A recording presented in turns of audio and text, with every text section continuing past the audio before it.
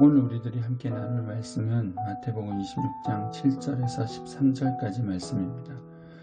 예수께서 베다니 나병 환자 시몬의 집에 계실 때에 한 여자가 매우 귀한 향유 한 옥합을 가지고 나와서 식사하시는 예수의 머리에 부으니 제자들이 보고 분개하여 이르되 무슨 의도로 이것을 허비하느냐, 이것을 비싼 값에 팔아 가난한 자들에게 줄 수 있었겠도다 하거늘 예수께서 하시고 그들에게 이르시되 너희가 어찌하여 이 여자를 괴롭게 하느냐, 그가 내게 좋은 일을 하였느니라. 가난한 자들은 항상 너희와 함께 있거니와 나는 항상 함께 있지 아니하리라. 이 여자가 내 몸에 이 향유를 부은 것은 내 장례를 위하여 함이니라. 내가 진실로 너희에게 이르노니 온 천하에 어디서든지 이 복음이 전파되는 곳에서는 이 여자가 행한 일도 말하여 그를 기억하리라 하시니라. 아멘. 사람은 자신이 가치 있는 것에 자신의 것들을 사용합니다. 여러분들에게 있어서 가장 가치 있는 것은 무엇입니까? 오늘 본문은 베다니 나병 환자 시몬의 집에서 있었던 일입니다. 시몬이 예수님과 그의 제자들을 초대해서 식사를 하고 있었습니다. 한 여자가 등장합니다. 그 여자가 식사하시는 예수님에게 향유를 부어드립니다. 이 향유는 나드라고 기록하고 있고 나드 한 근이라고 기록하고 있습니다. 이 나드 한 근의 가격은 300데나리온이라고 기록합니다. 한 데나리온이 노동자의 하루 임금이니까 1년치 임금하고 똑같습니다. 어마어마한 금액을 예수님께 부어드린 것입니다. 이 동일한 사건을 기록하고 있는 요한복음 12장을 보면 이 여자 이름은 마리아입니다. 나사로의 여동생이죠. 마리아가 예수님에게 나드 한 근의 향유를 부어드린 것입니다. 요한복음 11장에는 죽은 나사로가 살아나는 사건입니다. 안 그래도 절친인 나사로의 집안에 예수님께서 나사로를 살려주셨으니 얼마나 고맙겠습니까? 마리아는 예수님께 그 감사와 그 은혜에 대한 반응으로 그런 행동을 하고 있습니다. 온 집안이 향기로 가득합니다. 그런데 이 분위기가 깨어집니다. 이 분위기를 깬 사람들은 제자들입니다. 제자들이 이것을 보고 분개했다라고 말씀합니다. 제자들이 보고 분개하여 도대체 무슨 의도로 이것을 허비하느냐, 낭비하느냐라고 말하고 있습니다. 가난한 사람에게 도와주는 게 더 낫지 않냐. 예수님 입장에서는 되게 기분 나쁜 말일 수 있어요. 예수님에게 한 행동을 보고 왜 그렇게까지 하냐고, 예수님께 그렇게 할 필요가 없다라고. 제자들에게 중요한 것은 예수님이 아닌 거죠. 자신들이 중요했던 거예요. 제자들은 예수님을 통해서 높은 자리를 얻고 싶어 했어요. 그런데 그 자리를 마리아가 치고 들어오는 것 같은 거예요. 선생을 높이는 건 좋으나 그런데 그 자리를 치고 들어가는 건 싫은 거예요. 이런 저런 이유를 따져서 결국은 그들의 마음속에 예수님보다 자신의 욕망이 더 중요했던 거죠. 예수님이 높아지는 것 좋긴 하지만 내가 높아질 수 없다라면 예수님 높아지는 건 싫어. 이런 욕심쟁이 행동을 하고 있던 제자들에게 예수님 말씀하십니다. 왜 이 여자가 한 행동을 가지고 그렇게 하냐고. 이 여자를 괴롭게 하지 말라고. 12절에 보면 이 여자는 내 몸에 향유를 부은 것은 내 장례를 위함이라고 그렇게 말씀하십니다. 우리야 이 말의 뜻이 무엇인지 대충 알지만 예수님이 죽으실 거라고 꿈에도 생각 못하는 제자들과 그 당시에 있던 사람들은 절대 생각하지 못합니다. 예수님은 이 행동이 예수님의 죽음을 위한 일이다라고 말하고 계신 거예요. 예수님은 지금 무엇을 하러 가시는 중입니까? 십자가로 향하고 계십니다. 십자가에 죽으시려는 이유가 무엇입니까? 바로 인간의 대속물로 죽으시려고 하신다라고 마태복음 20장 28절에 말하고 있습니다. 그렇다면 예수님께서 죽으시려고 하는, 예수님께서 대신해서 죽으시려고 하는 인간은 누구입니까? 그 인간은 온 세상을 만드시고 복을 주신 하나님을 배반한 인간입니다.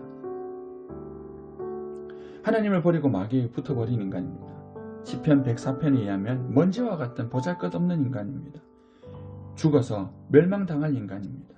하나님을 버리고 멸망의 길을 걸어가지만 멸망당하는 줄도 모르고 살아가는 그런 인간입니다. 예수님께서 십자가에 달리실 때 주변에는 예수님을 조롱하고 무시하고 예수님을 향해서 냉소를 쏟아내던 사람들로 가득했습니다. 주님은 그들을 위해서 죽으신 거예요. 로마서 3장을 보면 인간의 하는 모든 행동은 다 죄라고 되어 있습니다. 3장 23절 모든 사람이 죄를 범하였음에 하나님의 영광에 이르지 못한다라고 되어 있어요. 하는 족족 죄인 거예요. 예수님은 그런 인간을 위해서 죽으시려고 합니다. 예수님의 죽음은 합당합니까? 가치 있는 죽음입니까? 정말 무가치한 죽음 아닙니까? 예수님의 죽음은 낭비예요. 예수님 죽음 자체는, 십자가 자체는 낭비예요. 왜 그렇게 얘기할 수 있습니까? 예수님은 누구십니까? 제가 지금부터 성경 구절을 계속 읽어드릴 테니 생각해 보십시오. 마태복음 16장 16절 시몬 베드로가 대답하여 이르되 주는 그리스도시요 살아계신 하나님의 아들이십니다. 누가복음 3장 16절 요한이 모든 사람에게 대답하여 이르되 나는 물론 너희에게 세례를 베풀거니와 나보다 능력이 많으신 이가 오시나니 나는 그의 신발끈을 풀기도 감당하지 못하겠노라.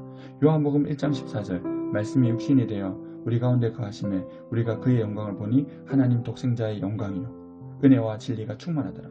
하나님의 영광이다라는 거예요. 예수님은 골로새서 1장 16절 17절 만물이 그에게서 창조되되 하늘과 땅에서 보이는 것들과 보이지 않는 것들과 모든 왕권들이나 주권들이나 통치자들이나 권세들이나 만물이 다 그로 말미암고 그를 위하여 창조되었고 또한 그가 만물보다 먼저 계시고 만물이 그 안에 함께 섰느니라. 모든 만물 중에 만물의 왕 주인이 누구라는 거예요? 예수님.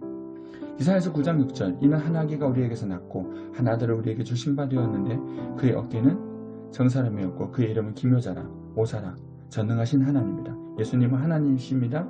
영전하신 아버지라.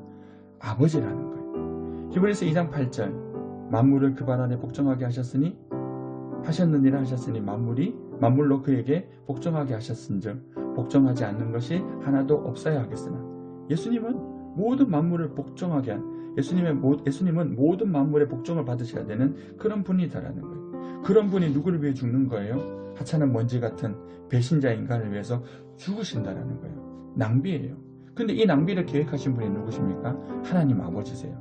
이해 못할 분이에요. 이사야서 53장 10절 그러나 그에게 상처를 입히고 고통을 준 것은 여호와의 뜻이었다. 여호와께서 그의 목숨을 죄를 씻는 제물인 속죄 제물로 삼으셨다. 예수님을 죽이신 분, 인간을 대신해 죽으라고 하신 것, 하나님 아버지의 뜻이었다는 것. 고린도후서 5장 21절 하나님이 죄를 알지도 못하신 이를 우리를 대신하여 죄로 삼으신 것은 누가 그랬다고요? 하나님이. 우리로 하여금 그 안에서 하나님을 의가 되게 하려 하십니다. 구원받게 하시기 위해서라는 거예요. 로마서 5장 7절 8절 의인을 위하여 죽는 자가 쉽지 않고 선인을 위하여 용감히 죽는 자가 혹 있거니와 우리가 아직 죄인 되었을 때에 그리스도께서 우리를 위하여 죽으심으로 하나님께서 왜요? 우리에 대한 자기의 사랑을 확증 보여주시기 위해서 예수님을 죽이셨다라는 거예요. 이사야서 53장 3절에서 6절 이 모든 내용의 말씀 찾아서 읽어보십시오. 예수님이 우리 때문에 당하신 고난이에요. 예수님은 가치없는 인간을 위해서 하나님이신 그분이 생명을 버리셨어요. 하나님은 가치없는 인간을 위해서 하나밖에 없는 아들을 내어주기로 결정하셨고 희생시키셨어요. 이렇게 무가치하고 이렇게 쓸데없는 일이 어디 있습니까? 이것이 과연 합리적인 일입니까? 십자가만큼 불합리하고 낭비적이고 허비적이고 소모적인 일이 없습니다. 그런데 이 일을 하나님이 계획하셨고 예수님께서 이루셨습니다. 그것이 하나님이 세상을 이처럼 사랑하사 독생자를 주셨다라고 하는 말씀의 실체입니다. 우리가 찬양하는 십자가, 우리가 바라보는 예수님의 십자가는 낭비입니다. 죽어야 한, 대신 죽을 가치도 없는 죄인들을 대신해서 죽으신 일이 십자가에서의 일입니다. 십자가만큼 낭비적인 일도 헛된 일도 없습니다. 그런데 신기한 것은요. 히브리서 12장 2절 믿음의 주여 또 온전케 하시는 이인 예수를 바라보자. 그는 그 앞에 있는 기쁨을 위하여 예수님은 십자가를 기쁨으로 주셨대요. 왜요? 십자가를 참으셨대요. 왜요? 기쁨으로 십자가를 참으신 이유는요. 기쁨을 위하여 십자가를 참으신 이유는 그 기쁨이요. 어떤 기쁨인 거예요? 우리가 구원받는 거예요. 예수님 입장에서는 낭비가 아닌 거예요. 기쁨이었던 거예요. 왜? 예수님이 죽으시면 먼지 같은 이 하찮은 인간이지만 예수님은 자신의 생명을 들이셔서 살려야 하는 존재로 보셨다는 거예요. 이것이 이해할 수 없는 거예요. 예수님께서 마리아에게 칭찬하신 이유도 여기에 있습니다. 예수님께서 하실 일을 마리아가 먼저 샘플로 보여준 거예요. 예수님의 사랑은 낭비적인 사랑입니다. 26장 13절 오늘 본문의 마지막 절입니다. 내가 진실로 너에게 이르노니 온 천하에 어디서든지 이 복음이 전파되는 곳에서는 이 여자가 행한 일도 말하여 그를 기억하리라 하시리라. 마리아가 행한 일이 왜 기억되어져야 합니까? 그것이 예수님의 일이고 예수님의 마음이시기 때문입니다. 신앙은요, 절대 이해타산적이 아니에요. 신앙은 낭비예요. 하나님을 드리는 모든 것이 세상적으로 보면 낭비예요. 시간 낭비, 돈 낭비, 체력 낭비, 재능 낭비. 제가 좋아하는 말이 있습니다. 예배는 거룩한 낭비다. 하지만 예수님을 섬기는 사람은, 예수님의 사랑을 아는 사람은 마리아처럼 그것이 낭비가 아니고 가치 있는 일이라고 말합니다. 왜요? 예수의 그 낭비적인 사랑을 받은 사람의 마음에는 뭐가 있습니까? 그 낭비적인 사랑이 있잖아요. 그래서 그 다음부터 그 사랑을 받은 사람에게서 가장 중요한 가치는 나의 유익이 아니에요. 예수 그리스도예요. 주님만 좋으시다면 우리 인생을 드리는 거죠. 짐 엘리엇이라고 하는 청년이 그렇게 자신의 인생을 드렸어요. 헛된 죽음이라고 사람들은 욕했지만 그 죽음을 통하여 한 부족이 예수를 믿고 돌아오는 놀라운 역사가 나타났습니다.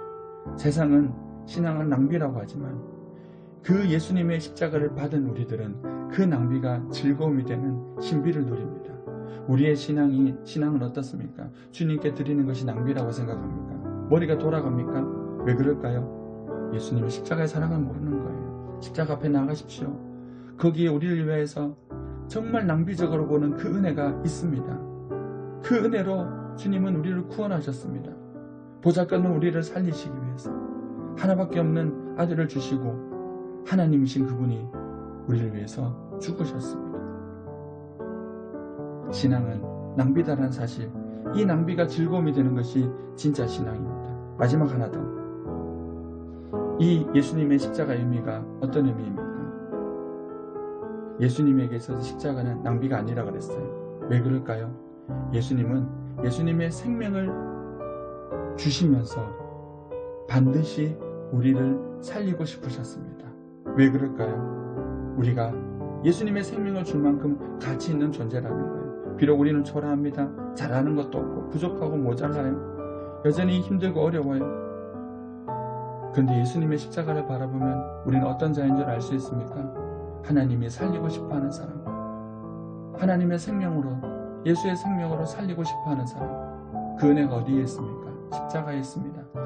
지치고 힘드십니까? 어렵습니까? 우리가 보잘것없어 보입니까? 십자가 앞에 나가십시오. 그 주님의 십자가를 바라보십시오. 주님께서 반드시 이렇게 얘기하실 것입니다. 너는 내 생명을 줘서라도 살리고 싶은 그런 귀한 존재라고. 이 음성을 듣는 고난주간이 되시기를 소원합니다.